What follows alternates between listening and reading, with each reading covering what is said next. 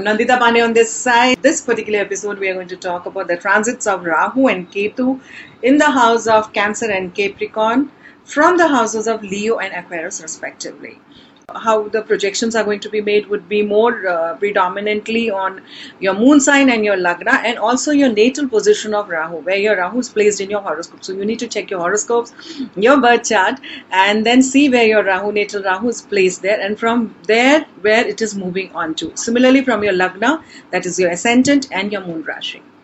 Take an average of all these three and you're bang upon on how things are going to be projected for you in the coming 1.5 years time, because that's that kind of duration Rahu and Ketu would be transiting in Cancer and Capricorn. Rahu and Ketus are the shadow points of moon, and at times it can create eclipse. It can also create emotional upheavals. They can create sudden confusions in life, but that depends on how Rahu is placed in your house. When it shifts to Cancer, now Cancer is also considered to be the mother of Rahu. So when Rahu is going there, it is demanding a lot of attention. A lot of emotional needs are being sought after, and a certain level of selfishness also crops up, because it's like, I want this, and you want to pull it all up towards you. So that's the kind of impact Rahu will have when it goes into Cancer. It's like a lot of emotional experiences that might come. It can be good, it can be bad, depending on where your Rahu is shifting. Ketu shifts into Capricorn. Now Capricorn in the natal chart, if we look at it, it has got its normal basic position is the 10th house. Now 10th house is also the lord of your karma, lord of your work, governance, administration, bosses, business. So here when Ketu comes, Ketu is the karak of moksha. Moksha, that means when you want to attain nirvana, you're so detached towards worldly life. So here Rahu is demanding a lot of materialistic and emotional feed, and it's like a sponge, it is taking it, wherein Ketu is going to be a little more detached towards all the materialistic needs and gains and honors, etc. The third point, which is also a very important consideration when a planet shifts, is the nakshatra point. And Rahu is shifting into Ashlesha Nakshatra when it is on the 18th of August 2017 at 5:30 a.m. IST. Rahu is shifting into the house of Cancer in Ashlesha Nakshatra. Now Ashlesha's lord is Mercury. Mercury is communications, Mercury is transport, Mercury is shares, Mercury is trading, and Rahu is like sudden money. So when these two come together, because they are also considered to be siblings, both of them are children of moon and they have a good rapport with each other. So Ashlesha would basically initially bring a lot of benefits for all the people who transit. Again, in general mundane astrology, it will bring good changes overall in the market area.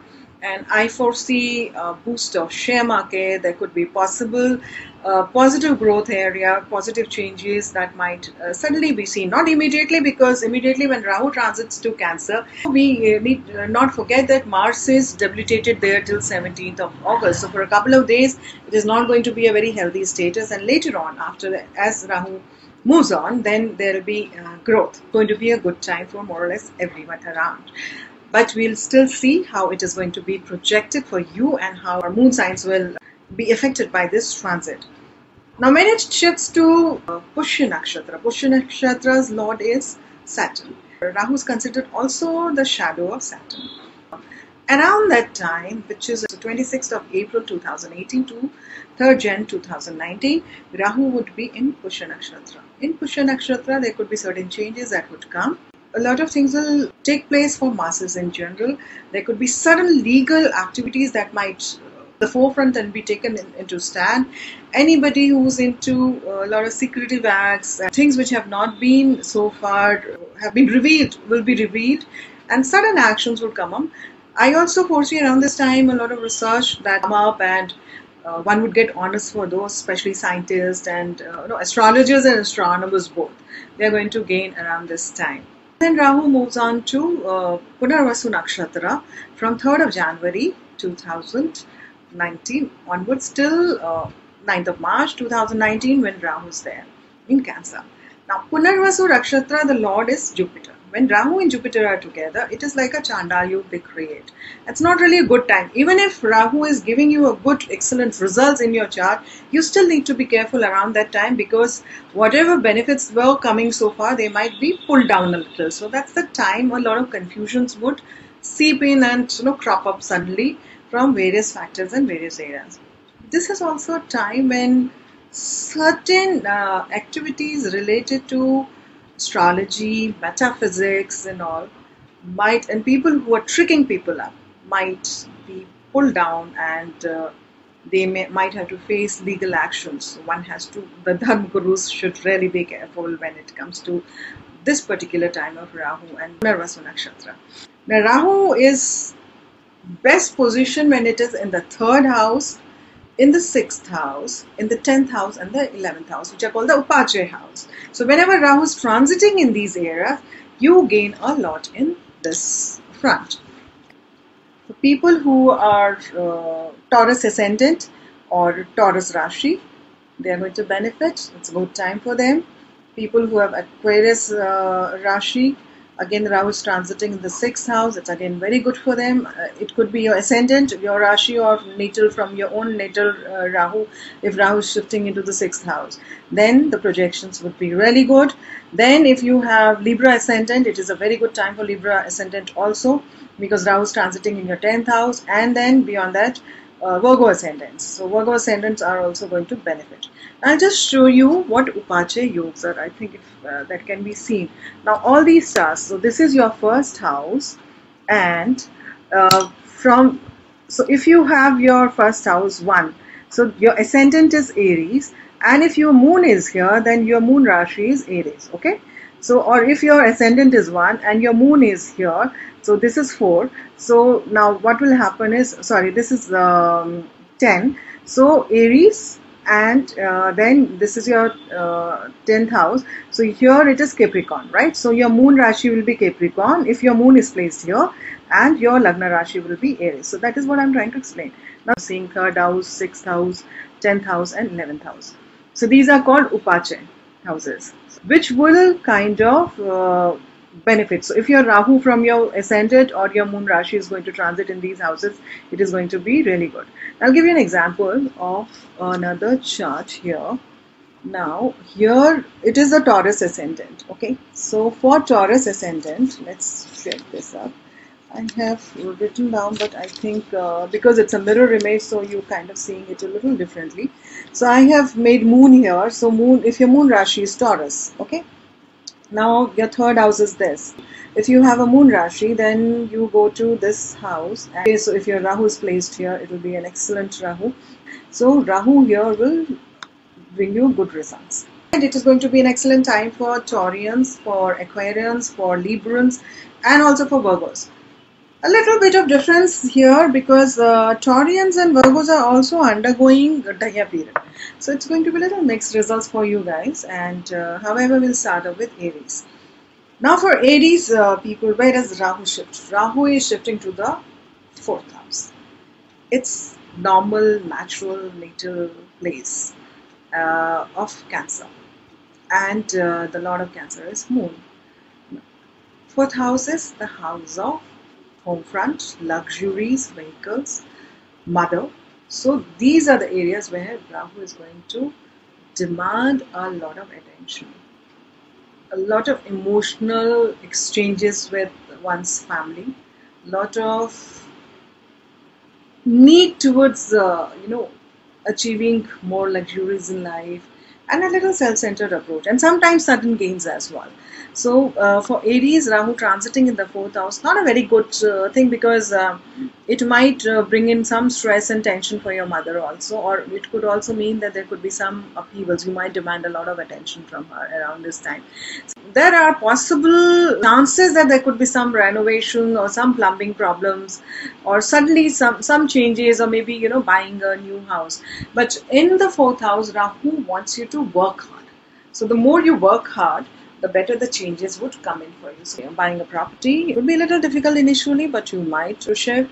There could be some problems related to plumbing, because Rahu also controls pipes and any leakage problem. These are the problems, that mundane problems that you might encounter this during this period, encounter more, or need to be a little careful. Now, Ketu going into the house of Capricorn in the 10th house. As I said, Ketu in Capricorn and especially in 10th house might bring in a lot of detachment towards your work area. You might not really be interested in growing personally, professionally, even developing your relationship with your bosses, government organizations. Be a certain sense of detachment or restlessness. And if you're looking for a change of job, I would want you to stick on to your present job. Do not really, focus into any major changes around this time, because that could boomerang back at you. So you need to be careful on those areas. So Ketu becomes a little stronger in the house of Capricorn. It becomes kind of gives an exalted state. It's like its own house or a Multrikon phase that it undergoes. But then it also develops a certain level of anxiety, certain level of detachment and restlessness. So you would not want to stick on to any particular. Ketu demands a lot of hard work. So you're working hard, and then when there is time to bear the fruit of these hard work, you would want to change your job and shift onto a different area. So that's a kind of situation I see when people are under the impact of Ketu. However, if you are an astrologer or into any healing modalities, or you are a spiritualist or a metaphysicist, Ketu in the 10th house gives you absolutely awesome experiences and a lot of gains. So for others, meditating a little brings in a lot of happiness. The remedy here would be to seek blessings of your mother and keep her picture in your wallet. It would really be nice, because her energies are going to bless you a lot. Simultaneously, also offering milk to Shivlingam is also a positive impact for you. And this is the month of Sawan when Rahu is transiting, so even better for you, so do that. Now, Rahu and Taurus, how the transit would be for Taurus Rashi or Taurus Ascendant. Taurus Rashi and Taurus Ascendants are going to be extremely in a favorable situation with this transit. As Rahu transits to your 3rd house and Ketu to your 9th house. So when Rahu transits to its 3rd house, it gives a natural exalted impact to it, and gives a lot of strength to it. So your communication areas, your relationship with your siblings, your short trips, vacations, these are the things where you are going to focus a lot on, and you would want to gain from them and demand a lot of, again, attention from these areas. You will work into it, you will gain from it, and sudden gains would come in even for your siblings, younger siblings. I foresee that if the relationship has been tough, this is a time the relationship needs to be pepped up and worked on, and things will definitely benefit. Now, Ketu transits in the 9th house. 9th house is also the house of good luck, house of ancestors, house of your gurus. I foresee a little detachment towards your spiritual practices. There is a possibility either you're going to go high way up into your spiritual area, or you will be completely detached from this and you would just want to start up your own level of spirituality, your own level of mindset, where you would want to pray or meditate. But meditating a little definitely brings in a lot of positive changes. Praying upon ancestors, seeking their blessings, brings in a lot of good fortune for you around this time. However, overall situations would be very, very favorable for you all through the year, this 1.5 year period. So even Saturn Daya is going to be balanced because of this Rahu transit. Geminis, Rahu is transiting in your 2nd house and Ketu in your 8th house.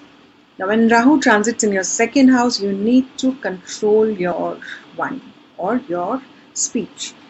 There will be times when you might just get too overwhelmed with what you want to express, and you might express certain things which might not be liked by others, or people might get hurt because of what you are trying to say. So you need to temper that down and understand what you have to say.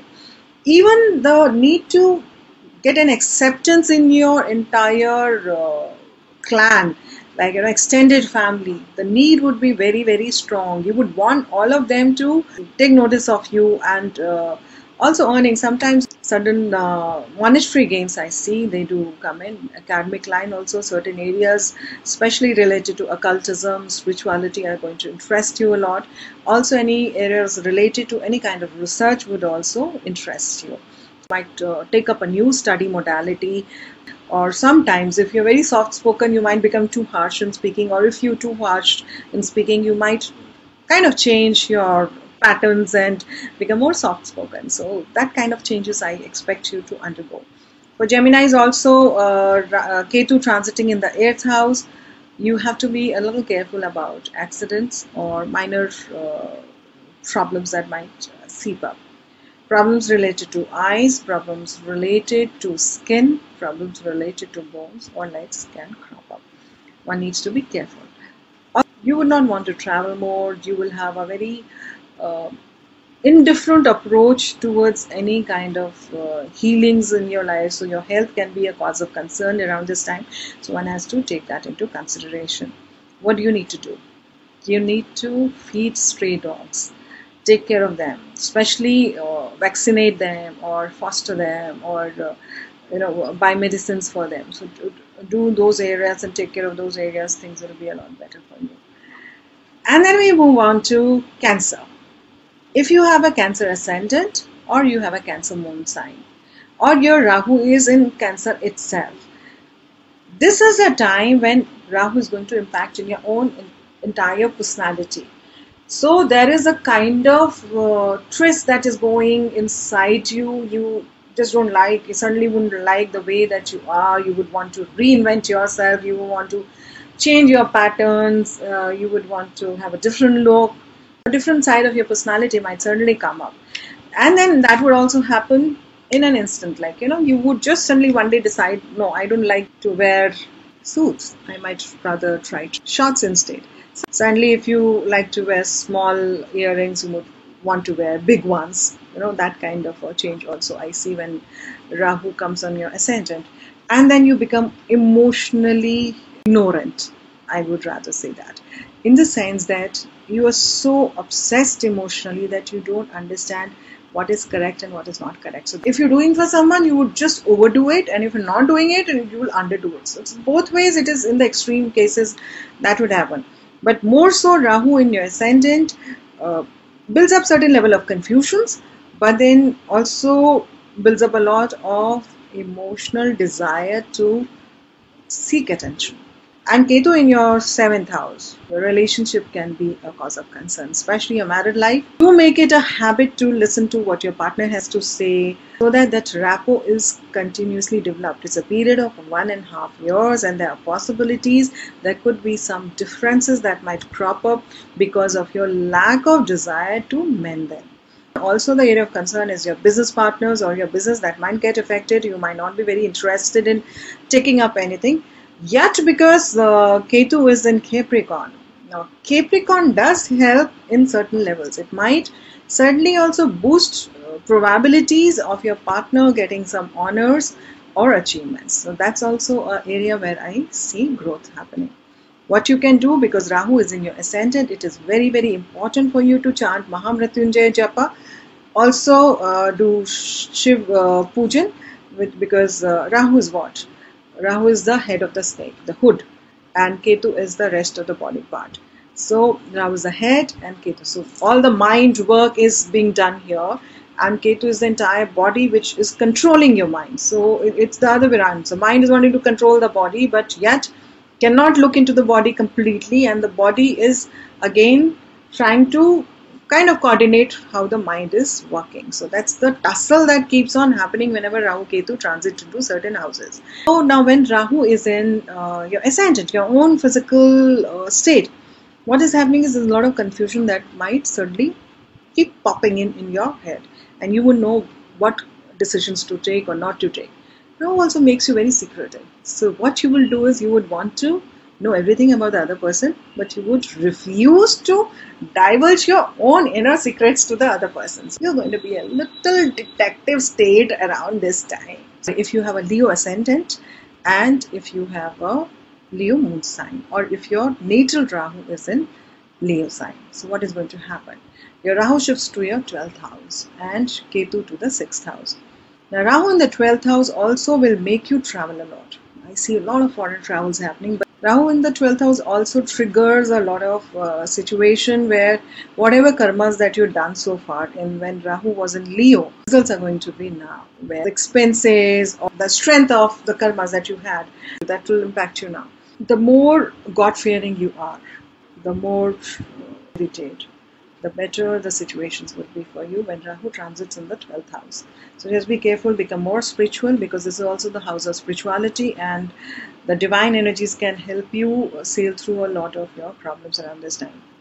Ketu will make you a little laid back as far as your own health is concerned, and that is an area you really need to work towards. And especially in the last quarter of Rahu transit, it's not going to be a good time when Rahu shifts into Punarvasu Nakshatra, which is Jupiter's nakshatra, and creates Chandal Yoga. So if you're diabetic, it could just trigger up. If you have abdominal problems, intestinal problems, or even operations, minor operations might suddenly crop up around this time. So one needs to be careful. Also, there will be some anxieties or some issues related to your servants or your juniors working under you. You might not really be very interested in what they're doing and how their development or their upliftment. So that's an area that you need to work again into. Now, if you are Virgo ascendant or your moon sign is Virgo, this is an excellent time for you, because Rahu is going to transit in your 11th house. When Rahu transits in the 11th house, which is the house of gains, I see sudden gains coming up, like inherited properties or gains from elder siblings. They would certainly come up and support you in your activities, or gains from your friends, communication. I mean, a lot of areas. Overall, the entire strength of the chart, the reflection comes from the 11th house, whether you are gaining or you're losing. So 11th house Rahu is going to bring you absolutely awesome results. However, I still see some problems related to children or their academics or your own academics. That could be a problem. And also some romantic liaisons or relationship. Now that area is an area where you need to be careful about. It is also a possibility of having a couple of relationships around this time, trying to figure out which one is the best for you. So you might enter into a number of relationships. But however, nothing serious, no depth is coming in, because it's this, again, a sense of restlessness that keeps seeping in your mind as far as your love relationship is concerned. However, overall, a lot of growth, a lot of happiness, a lot of success for you. You have a Libra ascendant, or your moon sign is Libra, or your natal Rahu is placed in Libra. So what happens to you? So your Rahu shifts into your 10th house. Rahu shifting into 10th house, now it's opposite of what happened to Rahu in your 4th house. When Rahu was in 4th house, you were more concerned about your home front, you were more concerned about your family, your luxuries in life. Now what will happen is, when Rahu is in the 10th house, it gives you a lot of honors, sudden gains, benefits, achievements, and suddenly some boss will crop up from somewhere and will say, okay, fine, buddy, I am going to help you out in your projects. I will give you certain advices, please follow that up, or I'll lead you on to growth. So that kind of benefits and that kind of blessings would come in. You would also become too obsessed about your own projects and would want to work, just focus on your own self growth and self needs. So that's the kind of situation I see you undergoing. The flip side is that your family might get a little affected by your behavior, because your work front becomes so predominant that your home front is ignored around this time. You have to take your cars to a mechanic shop, or some problems related to that, or it could also mean problems related to health of your mother also. That could also be a cause of concern. For Scorpios, it's not going to be a very healthy time, but then again, it's not going to be a very bad time either. Rahu shifts to your 9th house and Ketu to your 3rd house. However, if I look into it, Rahu is going into its natal debilitated situation in the 9th house. Not a very good time for Scorpio ascendant or Scorpio moon Rashi. It is a period of extreme hard work. You will become too obsessed about, again, your own spiritual growth and might not want to go into normal norms of spirituality. You might just disagree with them, might wean them off from your system. So I do see you studying a lot of astrological studies or metaphysical area, but not really getting very satisfied by any of those. So there is kind of confusion. You're learning and yet, it's kind of a de-learning mode and still learning mode. So the whole process keeps going. There could also be a lot of differences with your guru, or sadness related to your ancestors. You might blame them for certain reasons and might not be very happy with whatever situations are turning up.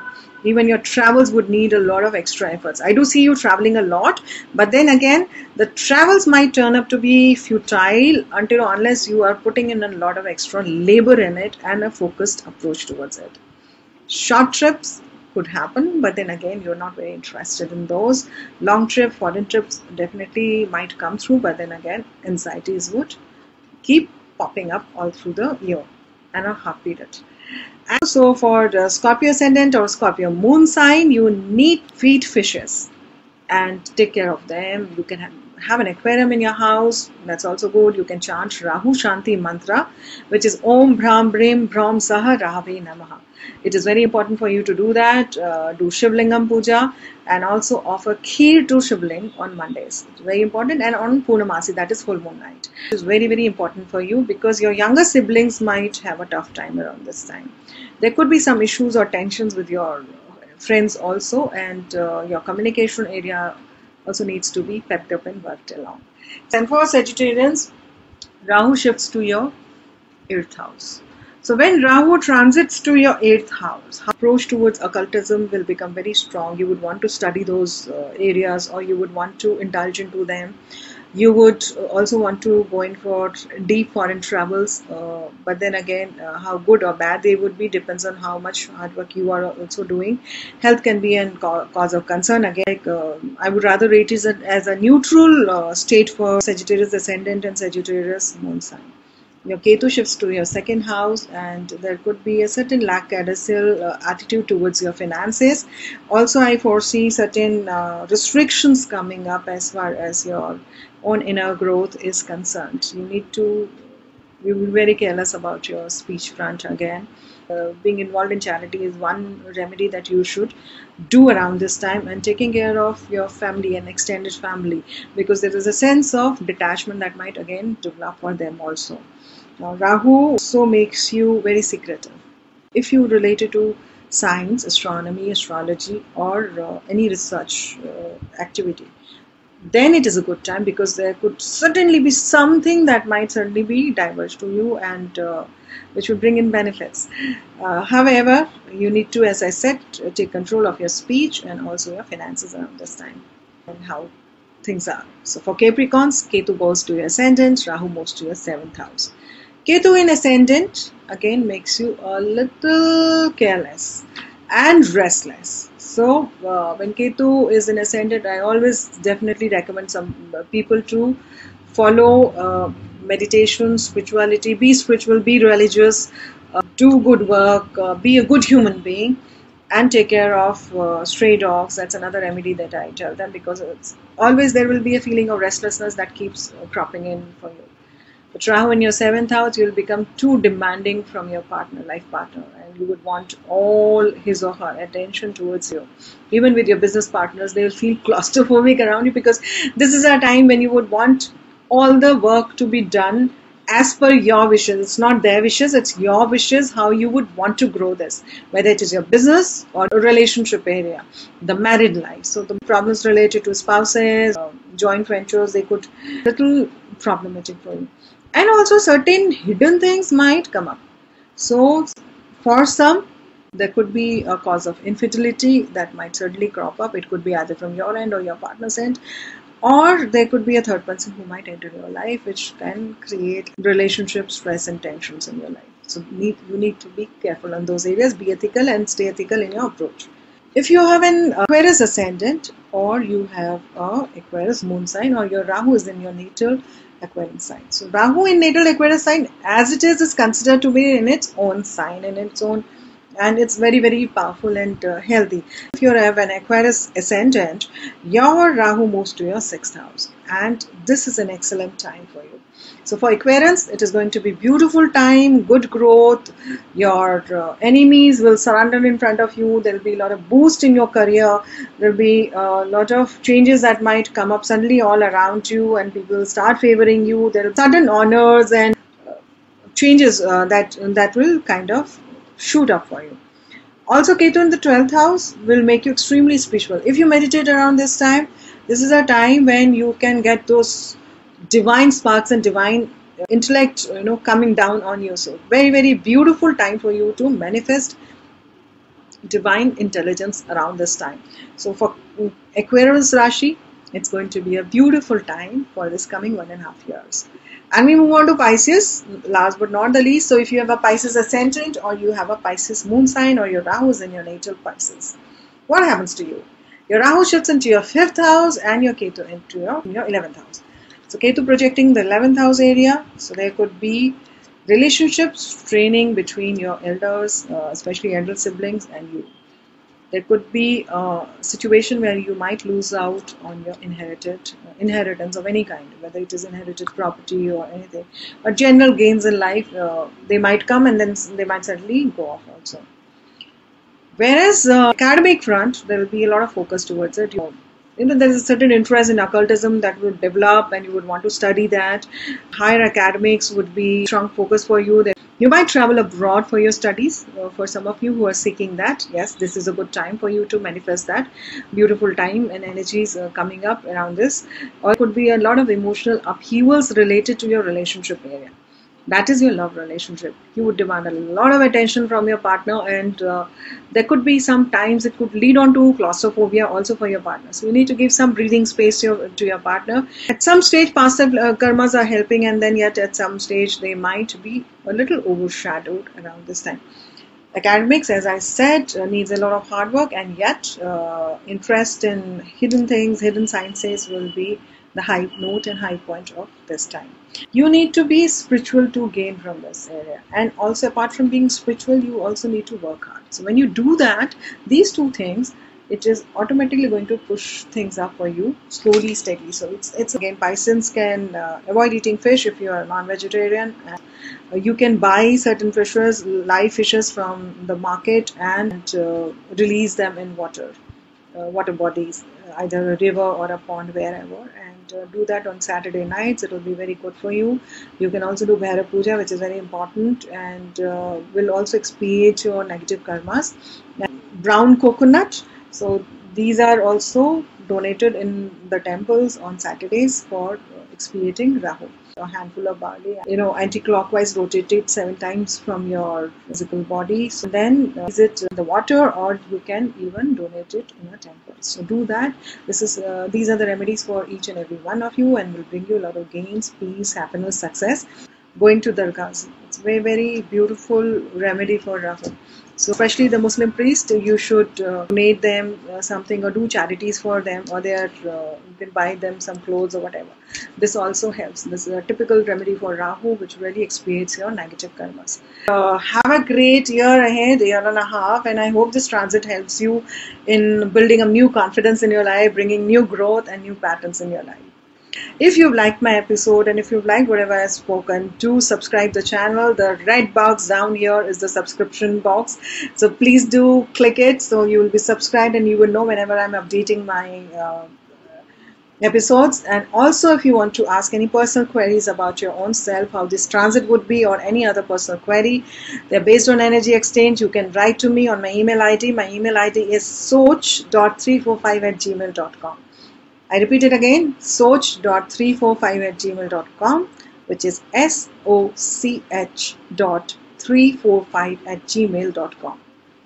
Please do mail me there. You can write your comments there, push the like button, because any comments is definitely appreciated, whether good or bad. It helps us to understand what we are doing and what all we can do to strengthen it further, and hope and look forward to interacting with you more. So far, have a blessed year ahead. Atma Namaste.